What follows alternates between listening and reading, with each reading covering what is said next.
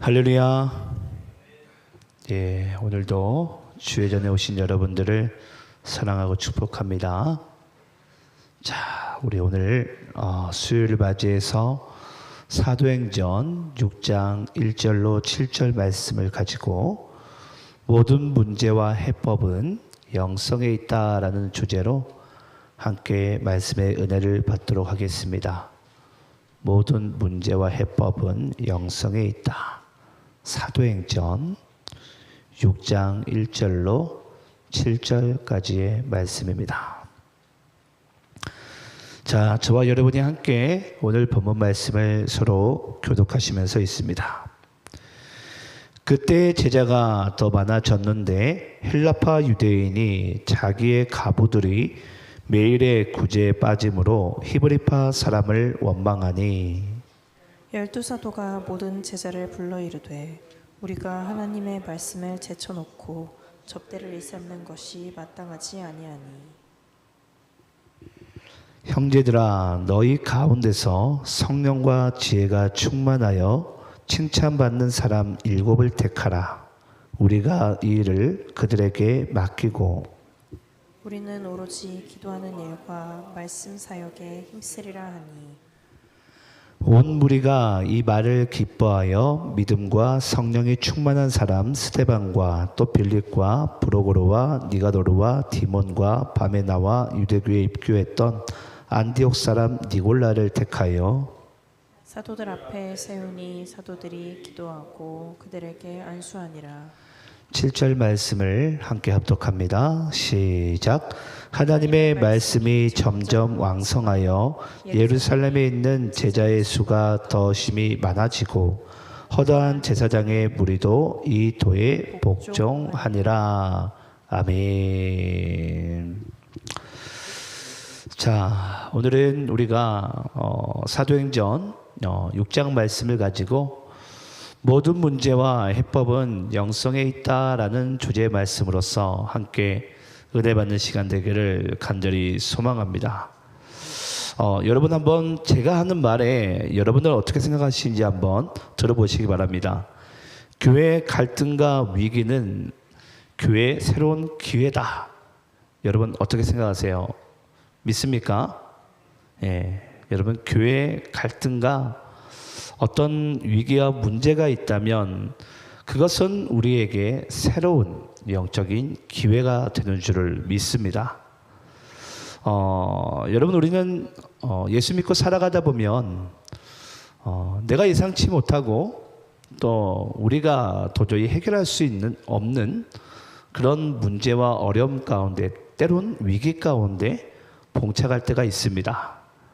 하지만 여러분 그 모든 상황도 허락하신 것은 하나님이세요. 여러분 믿습니까? 왜냐하면 우리 각 사람들은 하나님께 속한 인생들이거든요. 예. 우리의 삶의 주권이 하나님께 있고요. 도시 안의 교회도 하나님 거예요. 예. 이상철 목사는 여러분 그냥 하나님께서 한마디로 그냥 종으로서 허수아비로서 세운 것밖에 없습니다. 예, 이 교회 머리가 되시고 또 이 교회를 운영하시며 여러분들의 삶을 주장하신 이는 바로 하나님인 줄을 믿습니다. 그런데 여러분 그런 하나님께 속해 있고 하나님께 구속되어 있으며 하나님께 그의 삶이 주권이 있는 삶임에도 불구하고 때로는 우리가 예기치 못하고 예상치 못한 그런 문제와 위기와 갈등 가운데 놓일 수도 있다는 거예요. 제가 그래서 여러분들에게 주일날 그런 말씀을 드렸어요. 지구상에 온전한 교회가 있을까? 예. 여러분, 저는 오히려 온전한 교회가 없다라는 것이 우리에게 소망이 되는 줄 믿습니다. 왜냐면요. 그래야지 우리가 하나님의 나라를 꿈꿔요. 예. 이 세상이 불완전하니까 우리는 완전하신 하나님의 나라를 꿈꾸지 않겠습니까? 만약에 이 땅이 여러분 완전하다고 생각하시고 온전하다고 생각을 해보세요. 우리가 하나님의 나라에 소망을 두겠습니까? 시몬 베드로가 그런 이야기를 했잖아요. 예수님과 변화산에 올라가서 주님 여기가 좋사오니 우리가 초막셋을 짓고 우리끼리 여기서 한번 잘 살아보자고. 여러분 그런다고 뭐가 바뀔까요? 예. 하지만 예수님께서는 그 베드로와 또 요한, 야고보에게 뭐라고 말씀하시죠? 산 아래로 내려가자. 내려가자마자 그들이 만나는 건 뭐죠? 그 마을에 귀신 들린 자들을 만나게 됩니다. 한마디로 문제를 만나게 돼요. 문제를. 그래서 우리는 뭔가 이 세상에 우리 나름대로 유토피아적인 어떤 세상을 꿈꾸고 그 모습들을 꿈꾸겠지만 하나님께서는 때로는 어찌 보면 일부러라도 그런 문제와 그런 정말 갈등의 삶 가운데, 위기 가운데 우리의 삶을 내몰아 가시는 것 같습니다. 하지만 여러분, 그것은요, 교회의 새로운 기회임을 믿을 수 있는 여러분들의 삶이 되시기를 간절히 축원합니다. 자, 여러분, 근데 그럼에도 우리가 성경 말씀 보시게 되면 특히 사도행전에 우리 1장부터 우리 4장의 말씀을 보게 되면요, 교회가 일시적으로 온전함의 상태 가운데 간 적이 있었어요. 비록 겉모양으로는 상당히 핍박을 많이 받았지만 사도행전 1장부터 4장까지의 우리가 말씀을 아신 분들은 아시겠지만 사도행전 1장에서 그들이 오로지 기도하기를 힘쓰고 2장에 가서 성령의 역사가 임하고 성령의 역사가 충만하게 임하니까 이 헬라파 유대인이나 히브리파 유대인이나 상관없이 다 모두가 가족이 되고 친구가 되고 서로 모여서 떡을 떼고 하나님을 찬미하고 기도하고 하나님께서 예루살렘 그 성 내부와 또 그 주변에 그냥 구원받는 사람을 날마다 더하게 하시는 거예요. 그러니까 여러분, 우리가 잘 아시는 이 바나바라는 요한은 자기의 전 재산을 주님 하나님의 영광을 위해서 가난한 자들을 위해서 사용해 달라고. 여러분, 그건 흉내낼 수도 없고요, 어거지로 되는 것도 아니에요. 근데 그걸 흉내낸 자가 여러분 누구였죠? 아나니아 삽비라였죠. 그래서 여러분, 사도행전 1장부터 4장까지는요 어찌 보면 천국과도 정말 유사한, 비록 외부적으로는 그들에게 탄압은 있었지만 그들의 내면적인 상태와 영적인 상태는 거의 뭐 천국과도 유사한 정말 그런 상태에 이르렀을 때가 이 사도행전 1장부터 4장까지였어요. 그런데 여러분, 뭐든지 그렇습니다.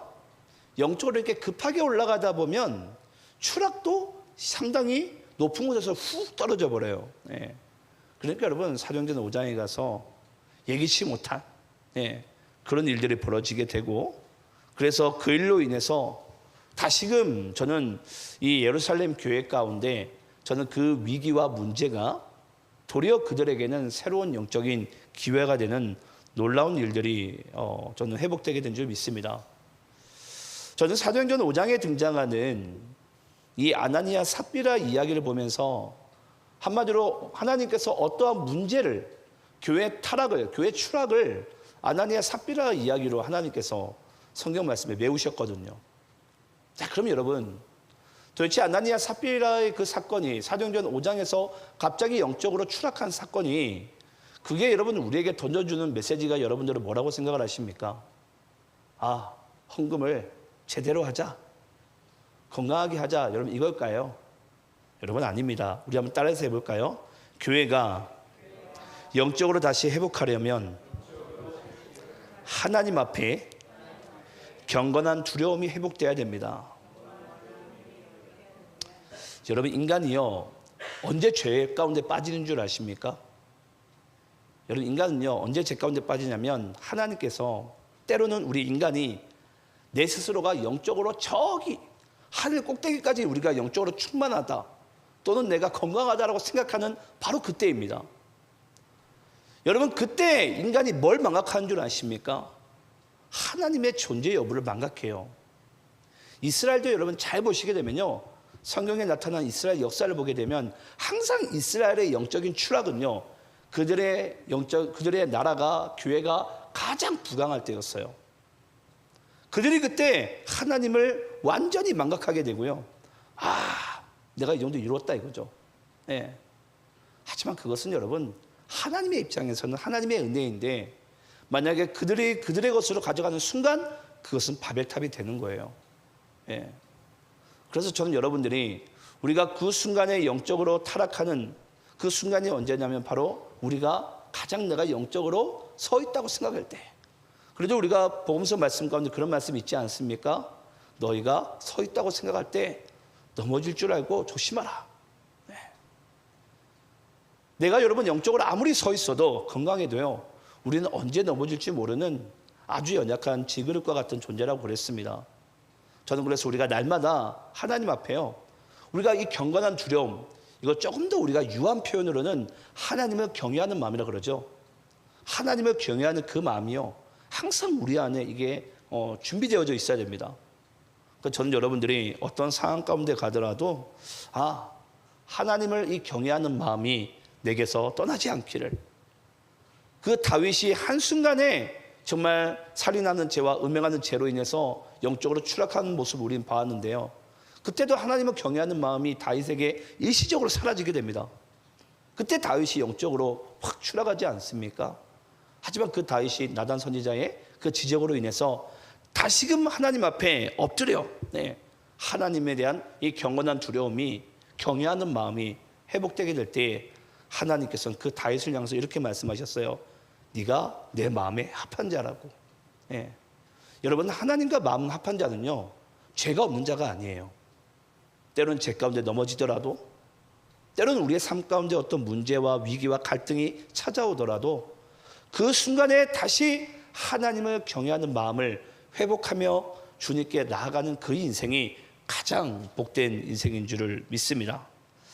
어찌됐건 여러분, 우리가 성경 말씀 보시게 되면 항상 하나님의 역사를 우리가 보게 되면 항상 그 중간에 마귀도 같이 따라옵니다. 참 신기해요. 왜 그렇게 신기한지, 하나님께서 이렇게 쭉 역사하시다 보면 마귀도요, 그 중간에 가만히 있질 않아요. 항상 자기 나름대로의 힘을 이렇게 보입니다. 근데 재밌는 게 여러분 뭔 줄 아세요? 하나님의 역사에는 항상 마귀의 힘도 뒤따라오지만 하나님은 그런 마귀의 방해 공작에도 그걸 또 사용하셔가지고 하나님의 선하심으로 바꾸는 거예요. 그래서 오늘 우리는 비록 겉모양으로는 지금 예루살렘 교회 가운데 사도행전 6장에 이제 위기가 닥쳤어요. 갈등이 닥쳤고 도저히 풀 수 없는 그 문제가 닥쳤습니다. 그때 이 마귀의 어쩌면 계략으로 인한 이 문제를 통해 하나님께서는 어떻게 이것을 손으로 바꾸시는지, 새로운 영적인 기회로 삼으시는지를 우리가 함께 말씀 속에서 함께 찾아보기를 소망합니다. 자, 우리 한번 1절 말씀을 여러분들이 다시 한번 읽도록 하겠습니다. 자, 1절 말씀 함께 있습니다. 시작. 그때 제자가 더 많아졌는데 헬라파 유대인들이 자기의 과부들이 매일의 구제에 빠짐으로 히브리파 사람을 원망하니. 자, 여러분, 여기 보니까 그때 제자가 더 많아졌는데, 보니까 이제 아시겠지만 때는 6월절 기간이었습니다. 6월절 기간이 이제 얼마 지나지 않아서 이제 명절의 거의 끝자락, 거의 끝자락쯤 되었어요. 그런데도 예루살렘 그 초대교회에 사도행전 1장과 2장에 나타난 그 부흥이 얼마나 대단했는지, 명절이 끝자락이 됐으면 대부분들은 이 헬라파 유대인들은, 본토 히브리파 유대인들을 제외한 헬라파 유대인들은 다 각자의 집으로 돌아가야 되거든요. 명절이 끝났으니까. 근데 지금 명절이 거의 끝날 쯤 되었는데도 그때 당시에 성령의 역사가 얼마나 강력했는지 그들이요 떠나지 않습니다. 그럼 천하각국에서 몰려왔다 그랬어요. 사도행전 2장에 보게 되면 천하각국에서 몰려오게 되는데, 그때 이제 두 가지의 이제 사역을 이 사도들이 하게 됩니다. 첫 번째 사역은 뭐냐면요, 매일 그들에게 한마디로 밥을 줘야 됩니다. 밥을. 왜냐, 천하각국에서 몰려오다 보니까 이들이 예루살렘에 눌러 앉고 안 떠나는 거예요. 그러니까 매일같이 구제 첫 번째 사역이, 구제가 한마디로 매주 하는 사역이 있었고 매일 하는 사역이 있었는데, 매일 하는 사역 가운데 그들에게 매일같이 밥을 줘야 됩니다. 그리고 또 주간마다 구호 물품을 줘야 돼요. 주마다. 근데 오늘 여기에 등장한 여러분, 지금 구제에 빠짐으로 히브리파 사람들을 원망하니, 여기서 나타난 여러분 문제는요, 매일의 구제 가운데 지금 헬라파 유대인들이 히브리파 유대인들을 원망합니다. 그 매일의 구제 사역이 제가 뭐라 그랬죠? 밥. 밥을 내다 보니까 예를 들어서 이와 같은 일이 벌어지게 된 거예요.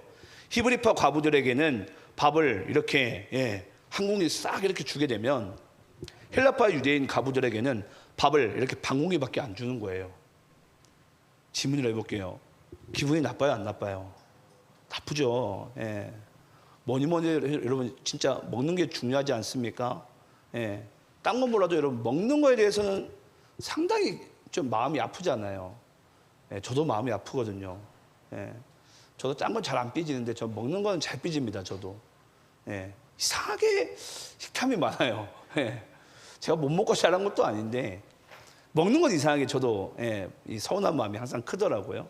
뭐 어찌됐건 중요한 것은 그때 당시에 이 헬라파 유대인 가부들도 보니까 마음이 속상했던 것 같아요. 왜 밥을 주는데 똑같이 줘야지? 왜 우리는 주는 둥 마는 둥 하고 빠지냐? 아마 구호물품을 이렇게 잘 줬던 것 같아요. 근데 매일의 구제 사역에 있어서는 뭔가 차별이 있는 것 같아요. 자, 여러분 모르겠어요. 실제로 여러분 그랬을까요? 예, 우리도 잘 아시겠지만 항상 우리 남의 떡이 더 커 보이잖아요. 왠지 내가 받은 이 돈가스 한 장이 저 사람이 받은 돈가스 한 장보다 왠지 작아 보여요. 예. 그게 우리가 뭘 먹다 보면 항상 그런 마음이 들어오잖아요. 제가 볼 때는 이건 제 입장입니다. 성경 말씀에 기록되어져 있지 않지만 하지만 나중에 사도들의 대처하는 행동을 보게 되면 사도들이 일부러 그렇게 행동한 것 같지는 않아요. 그러면 당연히 하나님께서 강력하게 왕성하게 역사하실 때 그때 마귀 또한 가만히 있지 않고 그들에게 그들 나름대로의 힘을 한마디로 펼치는 것이죠. 어찌됐건 중요한 것은 이제 그런 문제가 발생하게 됩니다. 매일의 구제 가운데 먹는 것으로 인해서. 자, 그럼 여러분 이제 여기 있는 분들 중에 제가 말씀을 드리긴 했지만 이 헬라파 유대인과 히브리파 유대인의 특징을 이제 모르시는 분들도 계실 거예요. 여러분, 이 헬라파 유대인이라는 것은 당시에 이 예루살렘과 이스라엘 땅에는 기독교의 탄압과 또 기독교의 상당한 박해의 시기입니다. 그게 초대교회 상황이었는데 그때 초대교회 기독교의 박해와 탄압이 심하다 보니까 그들 중에서는 생계가 힘들다 보니까 자연스럽게 다른 문화권으로 나라로 이렇게 한마디로 이주를 가는 이주 유대인들이 많았어요. 예.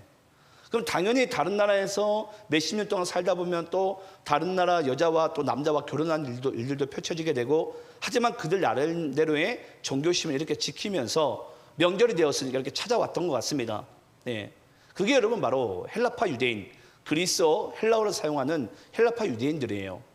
자, 그러면 여러분 히브리파 유대인들은 한마디로 비록 기독교의 박해와 탄압이 정말 심했지만 그럼에도 불구하고 나는 본토 약속의 땅을 난 떠나지 않겠다. 왜냐? 구약의 출애굽기와 민수기, 신명기 우리 여호수아 말씀 보게 되면 약속의 땅 떠났다가는 하나님께서 왠지 혼낼 것 같거든요. 난 떠나지 않겠다. 나에게 어떠한 밥을 굶겨도 난 떠나지 않는다. 그게 바로 여러분 히브리파 유대인들입니다. 자, 그럼 여러분 자연스럽게 히브리파 유대인과 헬라파 유대인이 생기게 되었는데 당시에 여러분 헬라파 유대인들은요 이제 그런 박해와 핍박을 피하다 보니까 다른 문화권에서 여러 문화를 접하게 되고 또 수많은 재력들을 또 이렇게 불을 쌓게 됩니다. 지금 여러분 아시겠지만 우리 많은 유대인들이 저기 미국으로 넘어가 가지고 미국에 있는 수많은 머니들을 다 유대인들이 다 가지고 있잖아요. 그와 같은 자들 한마디로 헬라파 유대인들이었어요. 근데 히브리파 유대인들은 예루살렘과 이스라엘 땅에 살다 보니까 정작 그들은 이 부와 재력을 쌓을 수가 없습니다. 왜냐? 항상 박해와 탄압이 심하다 보니까 거의 숨어 살다시피 했으니까 사회적으로 가지고 있는 게 없어요. 하지만 그들에게 여러분 어떤 게 있죠? 비록 내가 다른 문화권으로 가지 않아서 재력과 문화에 대한 그런 많은 지식과 그런 것들은 없겠지만 그들 나름대로의 자부심은 있었어요. 왜냐? 나는 본토를 버리지 않았다라는 거예요. 그럼 생각을 해보세요, 여러분. 만약에 매일의 구제 가운데 식사의 문제가 일어나지 않았지만은 만약에 같은 공간 내에서 히브리파 유대인과 헬라파 유대인이 이렇게 동고동락하면서 수일 동안 살다 보면 문제가 나타날까요, 안 날까요? 나타납니다. 나타날 수밖에 없어요. 제가 여러분들에게 말씀드리고 싶은 게 그거예요. 여러분 교회는요 문제가 나타날 수밖에 없어요. 위기가 또는 우리가 예기치 못한 그런 갈등이 나타날 수밖에 없어요. 네. 저도 목회를 해보지만요, 특히 저와 함께 수고하는 우리 부장님들 나름대로는 잘 준비해도 뒤에서는 교회에서 저딴 걸 왜 하냐, 목사가 기도는 하고 이런 거 결정하냐, 부장들은 도대체 이게 왜 귀찮게 자꾸 가자 그러냐, 가기 싫은데. 다 그럴 거예요, 여러분. 네. 이때도 그랬어요, 여러분. 그런 문제가 여러분 교회 역사 가운데 없었던 적은 단 한 번도 없습니다. 네. 항상 있어 왔었고 어느 교회나 있습니다. 제가 보기에는 우리 교회는 좀 덜한 것 같아요. 네. 그래도 우리가 보기엔 되게 문제가 많은 것 같잖아요. 여러분 다른 교회 가보시기 바래요. 정말 힘듭니다. 정말 힘든 교회가 너무나도 많아요. 근데 제가 아까 말씀드렸지만 그 힘듦이 때로는요, 우리의 관계성을 다시 건강하게 만들고요, 때로는 그 힘듦이요, 다시 한번 우리가 영적으로 다시 재도약할 수 있는 새로운 기회가, 발판이 또 우리에게 제공되기도 합니다. 저는 그래서 어찌되었건 그들에게는 서로 갈등이 있을 수밖에 없었지만은, 아까도 제가 말씀드렸지만 사도행전 우리 1장과 4장 사이에는 또 그들이 완전한 하나됨을 또 체험한 적도 있어요. 하나 될 수가 없다는 것도 또 아니에요. 하지만 또 교회가 문제가 나타날 수밖에 없는 것. 그래서 우리는 교회가 이 사실을 반드시 알아야 됩니다. 교회는요, 항상 우리가 때로는 문제도 있겠지만 때로는 우리가 성령의 충만함을 받게 되면 하나가 될 수도 있어요. 예. 근데 우리가 이 두 가지의 사실을 두고서 우리 나름대로 누가 잘못했네, 누가 잘했네, 여러분 이렇게 왈가불가할 것이 없습니다. 이 모든 것은요, 하나님께서 한 교회를 이끄시고 한 공동체를 이끄실 때는 이런 성화의 과정을 우리에게 한마디로 허락하셨다라는 것입니다. 예. 그런 성화의 과정 가운데 우리 모두는 하나님 안에서 성장해 가고 있는 줄을 믿습니다. 자, 어찌됐건 중요한 것은 문제는 나타났어요. 도무지 이들 나름대로는 이걸 풀어보려고 했지만은 그 두 히브리파와 헬라파 사이에 이 갈등은 좁힐 기미가 전혀 보이지 않습니다. 자, 그런 상황 가운데 여러분, 과연 예수님의 그 사도들은 어떻게 이 문제를 해결해 나가는지를 우리가 함께 말씀 속에서 함께 보겠는데요. 우리 2절 말씀을 한번 여러분들이 또 읽겠습니다. 자, 2절 함께 있습니다. 시작. 12사도가 모든 제자를 불러 이르되 우리가 하나님의 말씀을 제쳐놓고 접대를 일삼는 것이 마땅하지 아니하니. 자, 여러분 잘 보세요. 사도들은 여러분 히브리파 유대인입니까? 헬라파 유대인입니까? 히브리파 유대인이죠. 예, 본토 유대인. 자, 그럼 여러분들이 잘 생각을 해보세요. 히브리파 유대인들의 입장에서는 지금 문제 제기를 누가 했죠? 헬라파 유대인들이 했어요. 어찌됐건 중요한 것은 예루살렘에 예를 드는 겁니다. 한 50만 명이 살고 있다고 하면 지금 50만 명 중에 제가 볼 때 한 40만 명, 45만 명은 아마 지금 히브리파 유대인들이었을 거예요. 그 중에 모르겠어요. 제가 한 5%나 됐으려나 10%나 됐으려나? 예. 한 1, 2만 명? 그 정도가 헬라파 유대인이었을까요? 왜냐하면 명절이니까 다 왔을 거고요. 또 그 중에 또 떠난 사람도 있었을 거예요. 하지만 떠나지 않은 사람들이 꽤 많았다라는 거죠. 그러면 그런 상황 가운데 문제가 헬라파 유대인들에게 일어났을 때, 예를 들어서 히브리파 유대인들의 입장에서는 이 문제를 그냥 무시하고 가도 돼요. 안 그렇습니까, 여러분? 그냥 가도 됩니다. 네. 근데 여기서 우리가 사도들의 입장에서 아주 중요한 부분을 우리가 발견할 수 있어야 돼요. 그게 뭐냐면요, 12사도가 모든 제자를 불러 이르되, 우리 한번 여러분 따라서 해볼까요? 개인의 문제를 공동체의 문제로 받아들였다.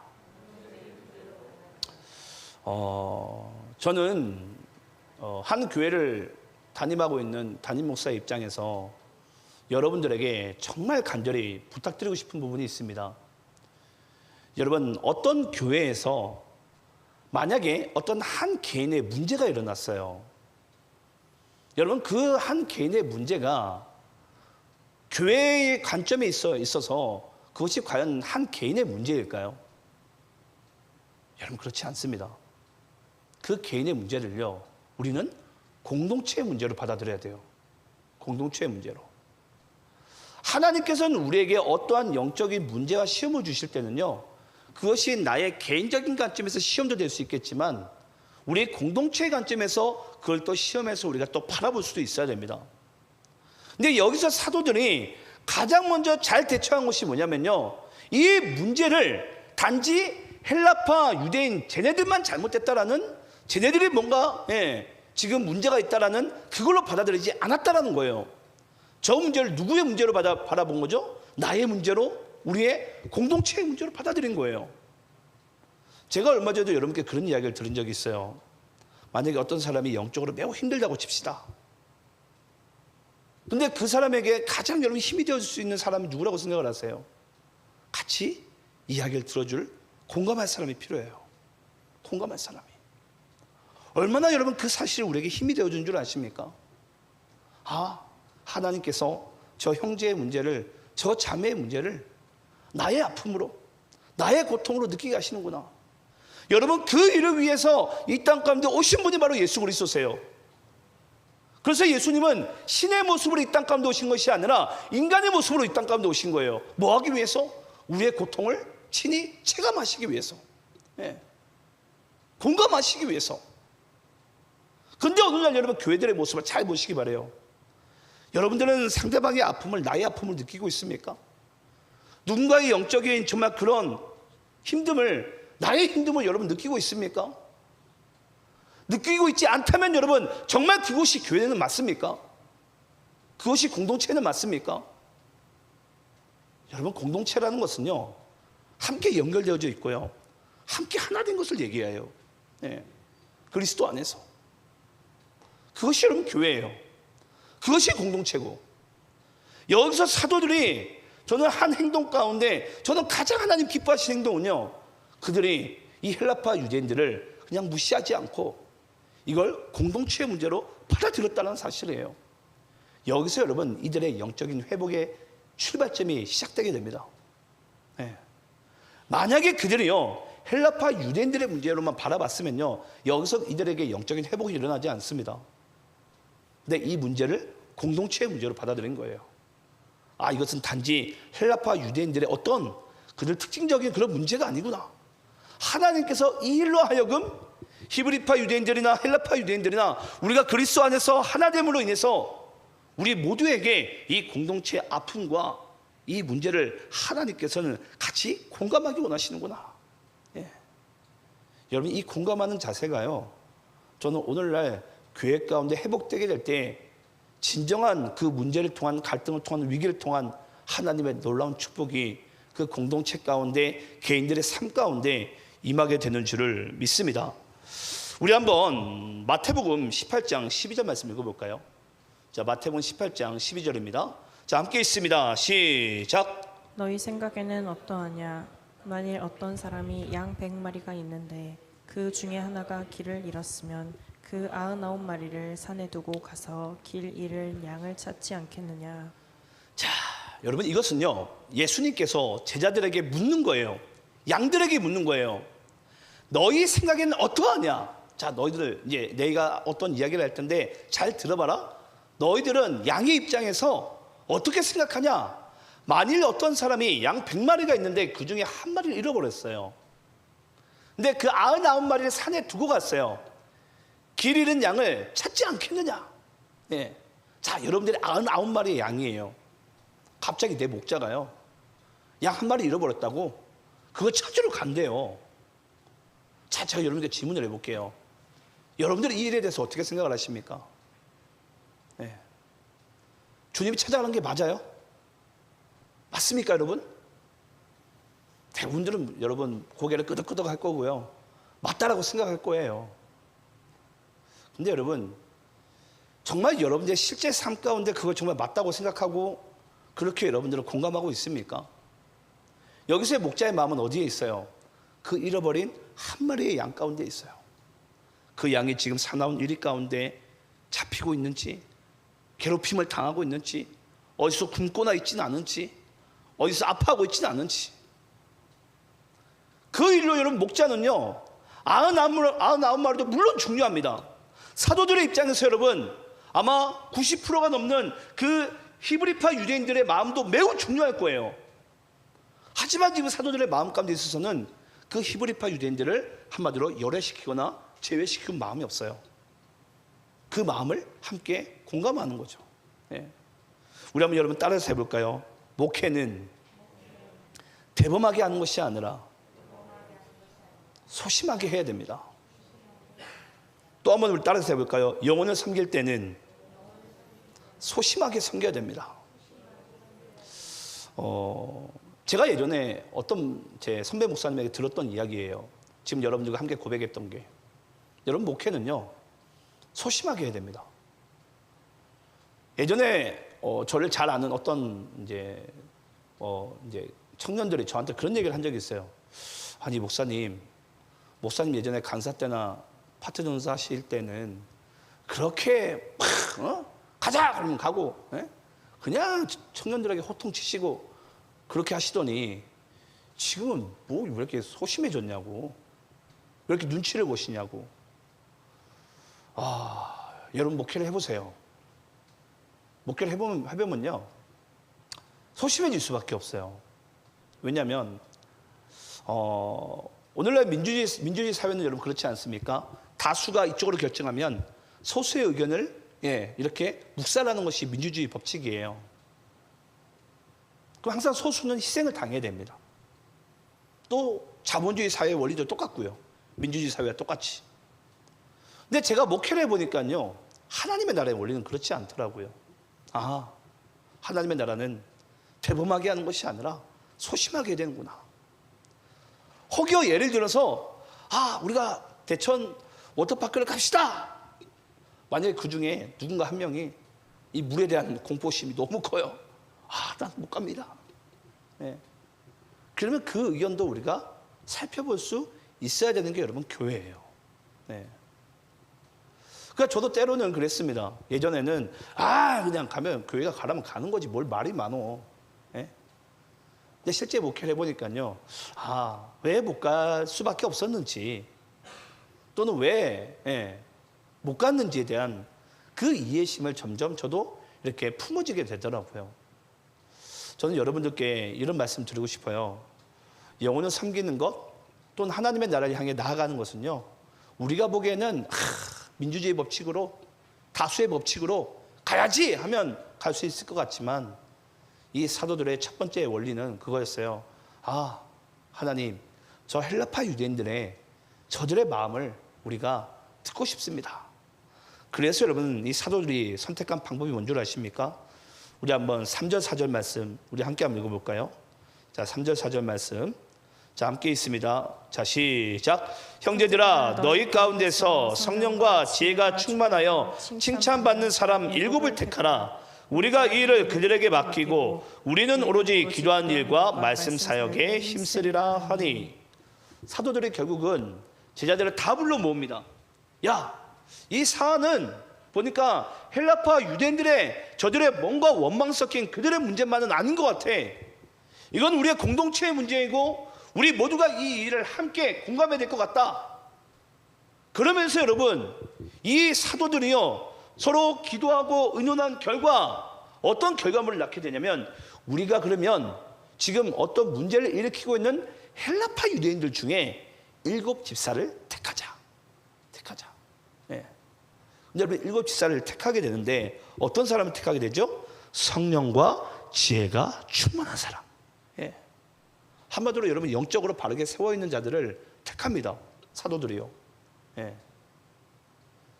그때 여러분 한마디로 지금 이 히브리파 유대인들의 입장에서는 분명히 제가 볼 땐 그래요. 우리가 숫자가 더 많으니까 우리 중에 한 5 세우고 헬라파 유대인 중에 2명 세우면 여러분 또 아마 헬라파 유대인들의 입장에서는 또 어떤 원망을 쏟아부었을 거예요. 근데 사도들은 그렇게 하지 않아요. 문제를 일으킨 그러면 너희들 중에 진짜 하나님 안에서 성령이 지금 건강하고 충만한 사람을 세워라. 그 사람에게 뭐 하겠다? 이제 앞으로 구제하는 사역을 히브리파 사람들에게 밥을 주든 헬라파 사람들에게 밥을 주든 그 매일의 구제 사역을 그들에게 맡기겠다. 이것이 바로 여러분 그 영성으로서 그들이 이 문제를 풀어나가는 방법이었습니다. 자, 그리고 우리 한번 5절 6절 말씀 함께 한번 읽어볼까요? 자, 5절 6절 말씀 제가 5절 읽겠습니다.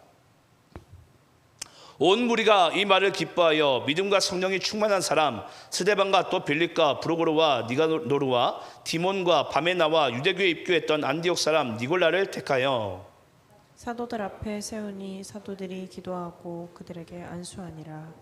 자, 여러분 결국은 이 사도들은 그들 중에 성령이 충만한 7사람을 택하게 되고요. 그들에게 안수하게 되고 이 일을 이제 맡기고 이제 그들은 오로지 말씀과 기도하는 사역에 이제 전무하게 됩니다. 자, 여러분 그 결과 어떤 결과물을 낳는지에 대해서 7절 말씀이 나오는데요. 우리 7절 말씀도 함께 읽겠습니다. 함께 있습니다. 시작. 하나님의 말씀이 점점 왕성하여 예루살렘에 있는 제자의 수가 더 심히 많아지고 허다한 제사장의 무리도 이 도에 복종하니라. 여러분 결국은 지금 예루살렘 교회 가운데 그들에게 아주 갑작스럽게 아나니아 사피라 사건을 통한 아주 갑작스럽게 그들 나름대로의 공동체의 문제가 지금 발견되게 됩니다. 그런데 그 공동체의 문제를 단지 이쪽 파의 서로의 어떤 문제로 인식하지 않고 하나의 공동체의 관점으로 그들이 이 문제를 바라보게 될 때에 결국 그들은 다시 하나님 앞에 말씀과 기도로 돌아가게 되고요. 또 그 문제의 원망을 가지고 있는 그들 중에 또 성령이 충만한 사람을 세우게 될 때 그건 이 문제가 결국은 해결함을 받게 됩니다. 결국은 여러분 오늘 말씀의 주제와 똑같이 모든 문제와 해법은 결국은 어디에 있죠? 영성에 있어요. 영성 회복에. 제가 주일날 이 설교 말씀을 준비하고 오늘도 제가 이 말씀을 제가 준비하면서 하나님께서 제게 주신 감동이 있습니다. 그게 뭐냐면요. 예전에 이제 제가 뭐 항상 제 영적 아버지처럼 존경하는 이제 목사님께 항상 배웠던 것인데 제가 잠시 망각했던 것 중에 하나인 것 같은데요. 사람들이 모여서 어떤 문제와 어떤 사안을 두고 회의를 많이 하는 것이, 회의를 길게 하는 게 그것이 결국은 하나님의 뜻을 얻어내지 못하더라고요. 그래서 제가 이 말씀을 제가 왜 하나님께서 오늘날 우리 도시안의 교회 가운데 이 말씀을 주신 이유가 뭘까? 저는 그것이 바로 제 목회를 다시 한번 하나님께서 점검케 하시고 이 목회 점검 가운데 제가 지금 내려진 결론이 뭐냐면요. 회의보다는 우리가 다시 말씀과 기도하는 자리로 돌아가야 됩니다. 그것이 여러분 이 교회가 건강하게 갈 수 있는 길이더라고요. 생각을 해보세요. 사도들의 입장에서는요. 헬라파 유대인들의 입장에서 이 구제에 대해서 밥에 대해서 전문가들을 뽑지 않아요. 어떤 사람을 뽑게 되죠? 성령이 충만한 사람을 뽑아요. 성령이 충만한 사람. 밥을 잘 짓는 사람이 아니고요. 이 구제 사역에 능통한 사람이 아니고요. 뭐 복지사 자격증 있는 사람을 지금 세운 게 아니고요. 그들 중에 성령이 충만한 사람을 세워요. 그러니까 결국은 뭐 하게 되죠? 하나님께서 그 7 집사를 사용하시게 됩니다. 그리고 사도들도 다시 그들 또한 하나님의 말씀과 기도하는 자리로 돌아가게 됩니다. 여러분 생각을 해보세요. 사도행전 1장부터 4장까지 일시적으로나마 완전 성화된 그런 교회의 모습을 그들은 잠시라도 어찌됐건 그들은 체험을 했습니다. 근데 그걸 체험하게 될 때 그때도 히브리파 유대인과 헬라파 유대인들은요 예루살렘 지역 가운데 훨씬 더 많은 숫자가 있었어요. 명절 중이기 때문에. 그러면 여러분 우리가 그걸 통해서 뭘 알 수 있죠? 사람이 다르다고 많이 모인다고 여러분 무조건 문제가 나타나는 게 아니에요. 중요한 것은 뭐죠?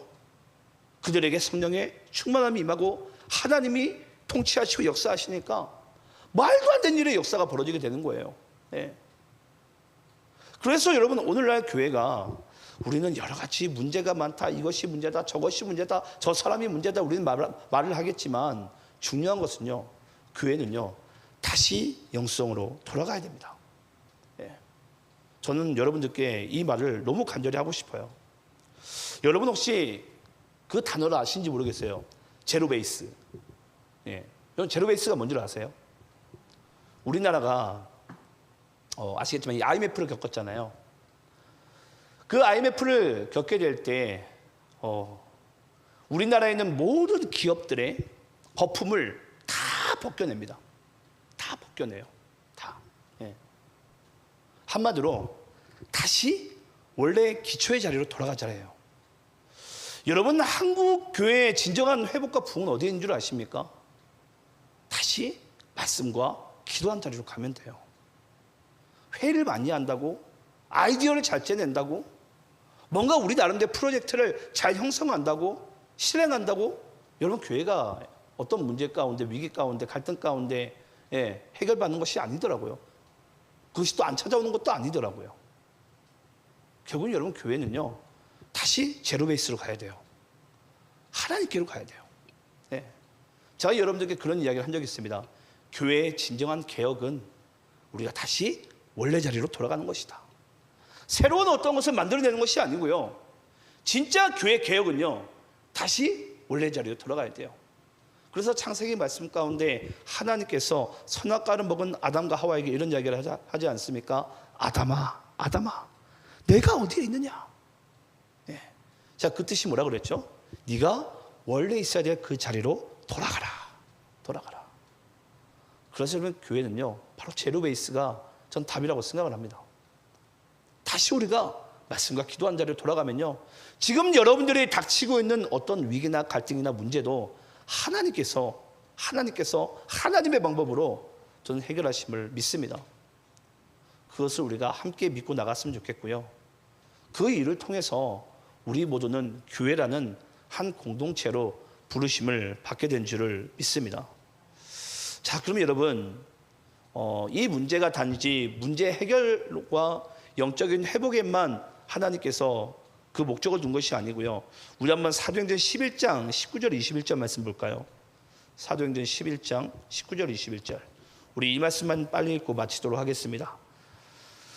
자, 우리 함께 읽어보겠습니다. 시작. 그때 스데반의 일로 일어난 환난으로 말미암아 흩어진 자들이 베니게와 구브로와 안디옥까지 이르러 유대인들에게만 말씀을 전하였는데, 그 중에 구브로와 구레네 사람이 안디옥에 이르러 헬라인에게도 말하여 주 예수를 전파하니, 주의 손이 그들과 함께 하심에 수많은 사람이 믿고 주께 돌아오더라. 자, 여러분, 아까 우리가 사도행전 6장 가운데 7지사를 세우지 않습니까? 그 7지사 가운데 보니까 우리가 스데반, 그리고 제일 마지막에 세운 사람이 또 니골라예요. 니골라. 근데 여러분, 스데반으로 하여금 진정한 한마디로 이 복음이요, 이제 예루살렘만 머무지 않고 이것이 한마디로 예루살렘 밖으로 이제 빠져나가게 됩니다. 복음이. 그 스데반 사건을 기점으로 인해서. 예. 그때부터 이 사울이라는 청년이 짜잔 등장하면서 한마디로 기독교의 핍박이 더 거세집니다. 예. 근데 여러분 참 재밌는 것이 여러분 뭐냐면요, 나중에 이 사도행전 11장에 가서요, 이 니골라가 여러분 어디 출신이냐면, 7 집사 중에 니골라가 있는데, 그 니골라가 어디 출신이냐면 안디옥 출신이에요. 근데 여러분 아시겠지만 사도 바울이 세계 전도 여행을 시작한 곳이 바로 안디옥입니다.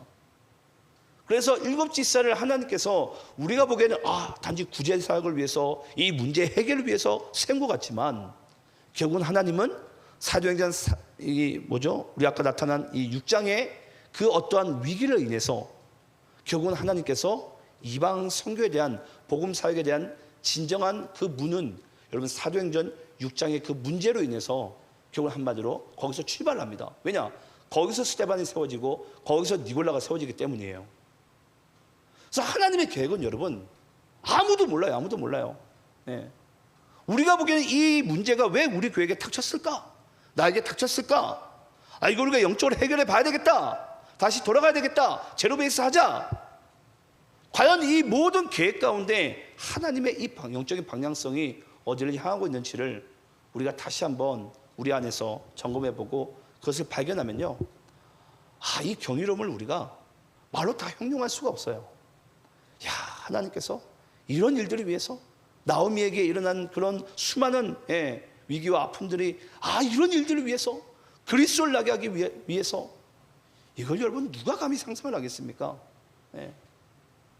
저는 그래서 우리가 오늘 이 말씀을 잘 받으시고 모든 문제와 해법은 영성에 있는데 이 영성 회복을 위한 제로 베이스를 향한 우리의 발걸음은 하나님의 엄청난 이 영적인 계획 가운데 우리가 참여되는 그 가장 소중한 기름을 우리가 잊지 않고 다시 여러분들이 저는 제로 베이스와 영적인 회복의 그 길 가운데 다시 들어서기를 간절히 축원합니다. 기도하겠습니다.